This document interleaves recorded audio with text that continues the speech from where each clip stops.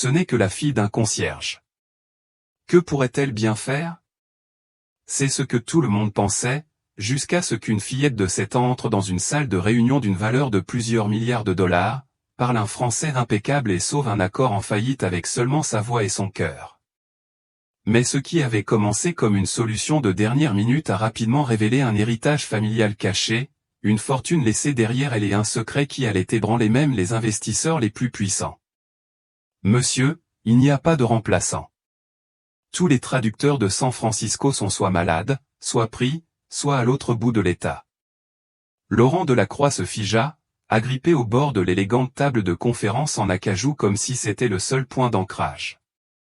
Devant les murs de verre du siège de Whitman Technologies, la ville bourdonnait comme n'importe quel vendredi matin, mais dans la salle de conférence du 42e étage, l'avenir de Logan était sur le point d'imploser. Il jeta un coup d'œil au message qui s'affichait sur l'écran de son téléphone. Thomas, intoxication alimentaire d'un visiteur. Je ne peux pas traduire aujourd'hui. Je suis vraiment désolé. Cela n'aurait pas dû arriver. Pas aujourd'hui. Pas au moment où les investisseurs les plus insaisissables et les plus puissants d'Europe, Guillaume Dufort et Thomas Girard, arrivaient pour évaluer sa plateforme d'IA révolutionnaire, une plateforme qui pourrait transformer le diagnostic des maladies pédiatriques dans les hôpitaux du monde entier. Ils ne parlaient que français. Pas d'anglais, sans exception. Pendant 18 mois, Logan avait poursuivi cet accord, des réunions Zoom nocturnes, des marathons de recherche le week-end, des dizaines de propositions rejetées et réécrites de toutes pièces. Il avait construit cette technologie dans son garage après avoir perdu sa sœur d'une leucémie non diagnostiquée. Ce n'était pas seulement une question d'argent. Il s'agissait de sauver des vies. Il fallait que ça marche. Devrions-nous annuler? Juliette Marchand demanda doucement son assistante, bien que son visage soit pâle. Non, rétorqua Logan, avant de se reprendre. Ils ont dit, aujourd'hui ou jamais. Ils partent ce soir. Un léger carillon retentit dans le couloir ou celui de l'ascenseur. Logan sentit son estomac se nouer. Ils étaient là. Le destin avait une dernière carte à jouer. Tandis que Logan arpentait le couloir en essayant de garder son calme, quelque chose d'étrange rompit le silence, une voix d'enfant, chantant doucement en français. Un français parfait, fluide.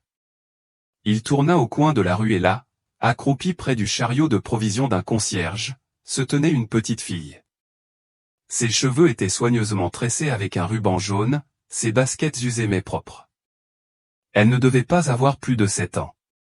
Elle rangeait vaporisateur et chiffon avec l'efficacité calme de quelqu'un qui avait 3 fois son âge, tout en chantant doucement, « Frère Jacques ». Logan cligna des yeux. C'était réel? Excuse-moi, ma chérie, dit-il en s'agenouillant. Comment t'appelles-tu? La fillette leva les yeux écarquillés, mais sans crainte. Émilie Dubois, répondit-elle doucement. Mon père répare les lumières en bas. Je l'aide à ranger tout ça. Jessica la rattrapa et halta lorsqu'Émilie reparla d'un français impeccable, nommant chaque produit de nettoyage au fur et à mesure qu'elle le triait. Logan la fixait du regard. Émilie, est-ce que tu parles couramment français? Demanda-t-il. Son visage s'illumina. Oui, monsieur. Ma mère était québécoise. Elle me lisait des histoires en français tous les soirs avant d'aller au paradis. Papa dit que je devrais continuer à m'entraîner pour qu'elle soit fière. Jessica se couvrit la bouche, bouleversée. Logan déglutit difficilement.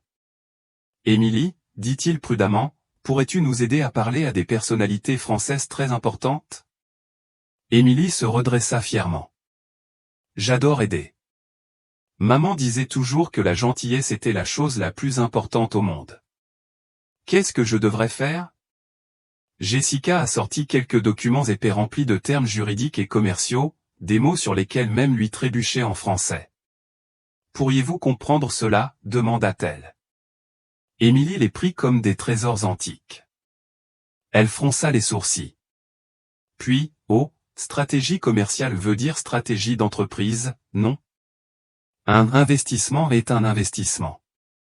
Maman jouait avec moi à un jeu de mots tiré de ses magazines financiers. Logan et Jessica échangèrent un regard. Ce n'était pas possible, et pourtant, ça l'était. Émilie se leva et épousseta sa robe. Je peux essayer, dit-elle, mais seulement si je fais de mon mieux. Soudain, les portes de l'ascenseur s'ouvrirent derrière eux. Logan se retourna. Deux hommes entrèrent dans le hall, Guillaume Dufort, grand et aristocrate, et Thomas Girard, surnommé « le bourreau » dans les milieux d'affaires, connu pour écraser les discours faibles d'un simple hochement de tête. Leurs yeux perçants parcoururent la pièce, puis s'arrêtèrent sur Émilie. Le cœur de Logan se serra. Whitmore haussa un sourcil. Qu'est-ce que c'est? Carter n'a même pas attendu. Vous amenez un enfant à une réunion d'investissement de 800 millions de dollars? C'est une blague? Logan ouvrit la bouche. Mais Émilie s'avança, sans timidité ni peur, comme une diplomate. Elle parlait un français parisien parfait. Un silence stupéfait s'abattit. Whitmore resta bouche bée. L'expression sceptique de Carter s'estompa. Puis l'impossible se produisit, ils sourirent tous les deux. Émilie Dubois était entrée dans une salle de conseil d'administration d'1 milliard de dollars avec un seau à balai sous les projecteurs, mais le véritable choc n'était pas encore arrivé. Logan avait du mal à respirer en regardant Émilie prendre place gracieusement à ses côtés dans la salle de conférence. Sa silhouette menue paraissait encore plus menue dans l'imposant fauteuil en cuir, sa tresse jaune reposant sur son épaule comme un signe de courage discret. Jessica lissa doucement la robe d'Émilie et murmura « Tu peux y arriver », avant de se retirer dans un coin. De l'autre côté de la table, Guillaume Dufort et Thomas Girard, deux des investisseurs européens les plus influents du moment, étaient assis en silence, l'air indéchiffrable. Quelques instants plus tôt, ils semblaient prêts à partir. À présent, ils se penchaient en avant, avec curiosité plutôt que jugement. William fut le premier à parler, dans un français rapide et soigné, digne d'un professionnel, qui aurait submergé la plupart des adultes. Émilie ne sourcilla pas. Elle traduisit pour Logan avec une précision surprenante. Il vous a demandé comment vous m'avez découverte et si j'étais vraiment votre traductrice, murmura-t-elle en anglais, puis se tourna vers les hommes et leur répondit clairement et avec assurance, comme si elle l'avait fait toute sa vie. Logan donna son explication, observant Émilie relayer chaque mot comme une professionnelle chevronnée. C'est la fille d'un de nos employés les plus fidèles. Notre traductrice officielle est tombée malade, et quand je l'ai entendue parler couramment français dans le couloir, j'ai eu l'impression que c'était plus qu'un coup de chance. C'était comme une bénédiction. Alors qu'Émilie répétait ces mots dans un français impeccable, Logan aperçut un bref éclair de sourire chez Thomas Girard, le même homme qui avait autrefois fait pleurer un fondateur de biotechnologie lors d'une vérification diligente. Puis vint la partie difficile du pitch. Logan appuya sur un bouton de la télécommande, activant l'immense écran mural. Une présentation élégante s'illumina, remplie de diagrammes de données et d'études de cas cliniques. « Messieurs, voici l'avenir des soins pédiatriques », a-t-il déclaré. Un système d'apprentissage automatique capable de détecter les maladies plus rapidement que n'importe quel médecin. Nous avons déjà identifié 147 diagnostics précoces lors de nos essais pilotes, des cas qui auraient autrement été ignorés. Émilie traduisait chaque statistique, chaque terme médical et chaque explication passionnée avec une clarté sereine qui rendait le tout humain. Lorsque William s'interrogea sur la manière dont le système gérait la confidentialité des données en vertu des lois européennes, Émilie ne broncha pas. Elle ne se contenta pas de traduire, elle reformula la réponse de Logan avec une telle nuance que Thomas acquiesça d'un signe de tête. Mais ce n'était pas seulement ses compétences linguistiques, c'était quelque chose de plus profond. Chaque fois que Logan mentionnait comment cette technologie pouvait sauver une vie, le visage d'Émilie s'adoucissait. Lorsqu'elle traduisait la phrase sur les enfants qui pourraient vivre plus longtemps grâce à des scanners plus rapides, sa voix tremblait légèrement, mais avec maîtrise, une vraie émotion, une vraie connexion. Puis, sans qu'on lui ait demandé de le faire, elle ajouta quelque chose qu'aucun diaporama ne pourrait jamais faire. Elle regarda les investisseurs droit dans les yeux et dit en français, « Si cet ordinateur avait existé quand ma mère était malade, peut-être serait-elle encore là. Peut-être que la fille de quelqu'un d'autre n'aurait pas à pleurer jusqu'à s'endormir, manquant ces histoires du soir. » Silence. Logan avait donné des centaines de présentations dans sa vie, mais aucune n'avait jamais laissé une salle aussi silencieuse. William finit par s'éclaircir la gorge, sa voix plus douce que de toute la matinée. « Votre mère est décédée d'une maladie ?» demanda-t-il en passant à l'anglais. Emily hocha la tête.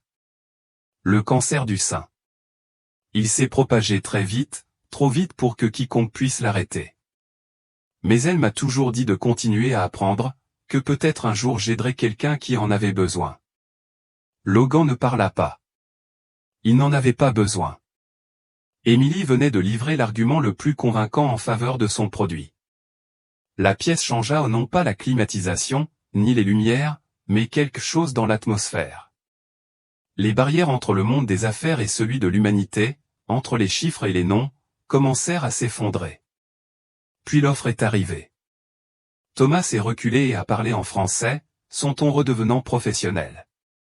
Le visage d'Emily est resté inchangé tandis qu'elle traduisait. Ils proposent 50 millions de dollars de financement initial, mais ils veulent 40% du capital et un contrôle opérationnel total en Europe. Logan avait l'impression d'avoir reçu un coup de poing. Un tel contrôle impliquerait de tout abandonner. Mais il savait maintenant que le vrai pouvoir ne résidait pas dans les pourcentages, mais dans la voix d'une petite fille et le courage qui la sous-tend. Sa vision, son équipe, l'âme même de son entreprise, il était sur le point de décliner, cherchant un moyen diplomatique, quand Emily fit quelque chose d'inattendu. Elle leva la main. « Excusez-moi » dit-elle doucement en français. « Puis-je poser une question ?» Les deux hommes clignèrent des yeux, surpris, mais acquiescèrent. « Quand vous étiez petit garçon, » demanda-t-elle doucement, « avez-vous déjà eu un rêve si grand qu'il vous effrayait, mais au fond de vous, vous saviez que s'il se réalisait, il pourrait aider les gens qui souffraient ?» Aucun des deux hommes ne parla immédiatement. Puis, après un long silence, William regarda Thomas. « Si, » admit-il. « Je voulais construire des écoles à la campagne où j'ai grandi. On se moquait de moi. Je voulais apporter une meilleure technologie médicale à mon village. » Thomas ajouta à voix basse, « Nous avons perdu mon oncle parce qu'il n'y avait même pas de machine à rayons X fonctionnelle. » Emily hocha la tête pensivement. C'est ce que ressent Monsieur Whitman en ce moment. Il rêve d'aider les gens. Il a juste besoin de quelqu'un qui y croit autant que vous. Logan pouvait à peine lever les yeux. Sa gorge brûlait, sa vision se brouillait. Puis William se pencha en avant. Emily, quel âge as-tu ? 7. Tu as peut-être 7 ans, dit-il, mais tu viens de nous convaincre plus que n'importe quel PDG depuis des années. Il se tourna vers Logan. Nous investirons 200 millions, mais nous ne voulons que 20% du capital. Ton rêve est trop important pour être possédé, il doit être partagé. Avant même que Logan ne puisse réagir, Thomas a ajouté, et une condition, nous voulons qu'Emily soit notre ambassadrice jeunesse. Lors du lancement en Europe, nous voulons qu'elle raconte elle-même cette histoire. Le monde a besoin de l'entendre. Logan s'agenouilla à côté d'elle. « Emily, comprends-tu ce que ça signifie ? Il nous donne tout ce dont nous avons besoin grâce à toi. » Elle sourit, puis marqua une pause. « Que fait un ambassadeur ? Vous parlez au nom du peuple. Vous expliquez au monde pourquoi c'est important. » Les yeux d'Emily se remplirent de larmes silencieuses. « Alors oui, je veux être l'ambassadrice, pour qu'aucun autre enfant n'ait à perdre sa mère comme moi. » Tandis que les dernières signatures étaient apposées et que Jessica courait appeler l'équipe juridique, Logan se rassit, fixant Emily. Elle était entrée avec un manche à balai, elle repartait avec l'avenir de son entreprise et l'espoir de chaque enfant malade qui avait encore du temps devant lui. « Cette petite fille vous a-t-elle touché, vous aussi ? Feriez-vous confiance à une enfant de 7 ans pour parler de quelque chose qui nous dépasse tous ? » 2 semaines plus tard, la presse la surnommait « la fille qui a sauvé une entreprise », et son nom se répandait comme une traînée de poudre sur les réseaux sociaux. Mais derrière les murs de verre du bureau de Laurent Delacroix, tout semblait encore étrangement calme. Emily était assise, levée dans un fauteuil en velours, les jambes repliées sous elle, tandis qu'elle répétait son discours avec le coach professionnel que Thomas Girard lui avait envoyé. Sa voix résonnait dans la salle, douce et posée, pleine d'assurance et de chaleur. En face d'elle, Logan observait la scène avec un étonnement silencieux. Chaque fois qu'il pensait à quel point il avait failli tout perdre, il se souvenait du moment où elle s'était avancée et avait affronté des milliardaires comme s'ils n'étaient que deux personnes de plus à qui il fallait rappeler ce qu'elle ressentait. Ce matin-là, quelque chose a changé. Monsieur Whitman, la voix de Jessica grésillait dans l'interphone, tendue et incertaine. Quelqu'un est là pour vous voir. Elle dit que c'est urgent, à propos d'Emily. Logan se leva. Faites-la entrer. La femme qui entra était grande, élégante, et exprimait l'autorité tranquille d'une habituée des conseils d'administration et des décisions à grands frais. Ses cheveux argentés étaient ramenés en un chignon bas et ses yeux étaient d'un bleu intense. Elle se déplaçait avec grâce, mais une tension palpable se dégageait de chaque pas. À Mélène Dufort, she said, offering a hand. Guillaume Dufort wife. Logan cligna des yeux. Madame Whitmore, qu'est-ce qui vous amène ici? Le regard d'Hélène se porta sur Emily, qui se tenait maintenant à côté de sa chaise, observant la conversation adulte se dérouler avec de grands yeux. Le visage d'Hélène s'adoucit. Je suis venu à cause d'elle, et à cause d'une chose que William m'a dite après la réunion. Quelque chose qui l'a profondément bouleversée. Emily pencha la tête. Tu es là aussi pour m'aider avec le discours? Non, ma chérie. Hélène ouvrit son sac et en sortit une vieille photo. Je suis là pour te montrer ça. Emily s'avança, les yeux plissés, observant la photo. Elle représentait une jeune femme riante, vivante et radieuse, debout à côté d'une majestueuse maison blanche. Son sourire exprimait quelque chose d'inimitable, quelque chose qu'Emily n'avait vu que sur la photo encadrée posée sur sa table de nuit. C'est ma mère, murmura-t-elle. Mais elle s'appelait Grace Dubois, dit Hélène, la voix tremblante. Elle s'appelait Grace Whitmore. C'était ma nièce. Elle a quitté notre famille il y a 20 ans après une dispute avec son père, le frère aîné de William. Il désapprouvait l'homme qu'elle aimait. Elle a tout laissé derrière elle. Nous ne l'avons jamais retrouvée jusqu'à maintenant. Logan resta figé. Tu dis? Je dis qu'Emily est une Whitmore. La dernière héritière vivante du patrimoine Whitmore, qui comprend un hôpital pour enfants dans l'Oregon, un fonds fiduciaire de plus de 50 millions de dollars et un héritage familial que nous pensions avoir perdu. Emily s'assit lentement, serrant la photo contre elle. Maman ne me l'a jamais dit. Elle te protégeait. Hélène dit doucement, mais maintenant, le monde connaît ton nom, Emily. Et il est temps que tu saches la vérité sur qui tu es. Jessica entra quelques instants plus tard avec Daniel Dubois, le père d'Emily, dont les bottes de travail étaient encore couvertes de poussière du sous-sol. Son regard parcourut la pièce et se posa sur la photo que tenait Hélène. Que se passe-t-il? Demanda-t-il. Hélène se leva. Votre femme est née Grace Whitmore, ma nièce, ce qui fait d'Emily l'héritière d'un héritage familial dont elle ignorait l'existence. Le visage de Daniel pâlit. Grace n'a pas dit un mot. Elle t'aimait, dit Hélène doucement. Elle a tout abandonné pour être avec toi. Mais nous n'avons jamais cessé d'espérer son retour. Maintenant, grâce à Emily, elle l'a fait. Alors que la nouvelle se répandait dans la pièce, quelque chose d'encore plus lourd commença à se former à l'extérieur. Jessica regarda son téléphone et halta. Logan, il y a des cartes de reportage en bas. Quelqu'un a divulgué la connexion Whitmore. C'est partout sur Internet. À travers la vitre, il pouvait voir les journalistes rassemblés sur le trottoir, caméra en main, déjà occupés à parler de l'héritier perdu de la fortune Whitmore. Daniel serra Emily contre lui. Il faut la sortir d'ici. Non, dit Hélène. Tu dois la protéger, mais ne la cache pas. Emily a déjà changé le monde une fois. Ne laisse pas la peur l'empêcher de recommencer. Ce soir-là, dans une salle de réunion privée au-dessus de l'hôpital Saint-Grace Memorial, l'établissement même que Grace Whitmore avait promis de soutenir avant de disparaître, William, Thomas, Hélène, Logan et Daniel étaient assis avec Emily en bout de table. Ils ne parlèrent pas d'argent. Ils évoquèrent leur raison d'être. Hélène lui a réservé la surprise finale.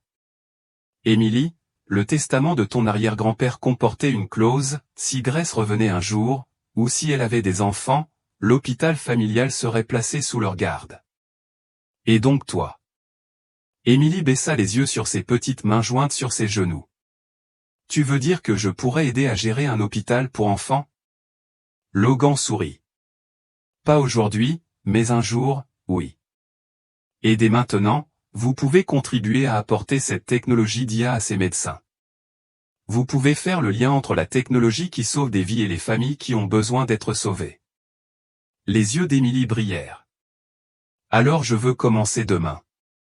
6 mois plus tard, l'hôpital rénové ouvrait ses portes, avec une aile entièrement dédiée au diagnostic pédiatrique par IA. Émilie se tenait à l'estrade, sa tresse nouée avec le même ruban jaune que sa mère avait autrefois porté, et son père était au premier rang, les larmes aux yeux. Sa voix résonna dans l'auditorium, alternant aisément entre l'anglais et le français. Je m'appelle Émilie Dubois, commença-t-elle. J'ai perdu ma mère à cause d'une maladie que personne n'a détectée à temps. Mais aujourd'hui, je me trouve là où d'autres enfants pourraient préserver l'intégrité de leur famille. Cet ordinateur derrière moi ne se contente pas de lire des dossiers médicaux, il lit l'espoir. Il permet aux médecins d'éviter le chagrin avant qu'il ne survienne. La foule resta assise, stupéfaite, dans un silence de mort. Puis elle ajouta doucement, « Et si jamais on vous dit que vous êtes trop petit pour changer les choses, rappelez-vous, j'avais 7 ans quand j'ai contribué à changer le monde. » Les applaudissements étaient assourdissants. Plus tard, dans le bureau de Logan, elle s'assit sur le canapé et mangea tranquillement un cupcake. « Monsieur Whitman, dit-elle en léchant le glaçage sur son doigt, pensez-vous que maman a vu tout ça? » Je pense qu'elle n'en a jamais manqué une seconde, a-t-il répondu. Et comme ça, la fille qui tenait autrefois un seau à serpillière est devenue la fille qui portait un héritage et le donnait généreusement, un miracle salvateur à la fois. Maintenant, laissez-moi vous poser une question sincère, croyez-vous que la gentillesse et le courage peuvent naître des plus petites voix? Pensez-vous qu'une enfant comme Émilie mérite d'être entendue dans le monde entier? Si cette histoire vous a touché, laissez un commentaire, ajoutez le chiffre 100 ci-dessous. J'aimerais savoir de quel pays vous regardez l'histoire. Et si l'histoire d'Émilie vous a touché, partagez-la avec quelqu'un qui croit encore au miracle, car parfois, il suffit de cela pour tout changer.